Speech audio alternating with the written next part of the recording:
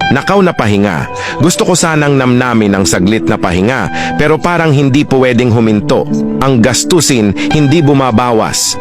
Ang mga obligasyon pabigat ng pabigat. Hindi na lang ako simpleng naghahanap buhay. Parang alipin na ng tumataas na presyo ng bilihin. Ang mga reklamo, kasabay ng hinaing ng marami, parang usok lang na naglalaho sa hangin. Oo nga pala, hindi na ako bata. Meron na akong pamilya. Wala nang oras para magpahinga ng basta-basta. Wala na si nanay na pipilitin akong humiga sa tanghali.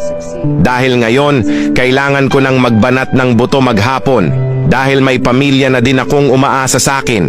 Kaya kailangan kumayod at kumita, hindi para may maitabi, kundi para lang maitawid ang araw-araw hanggang sa dumating ang sahod na parang laging kulang.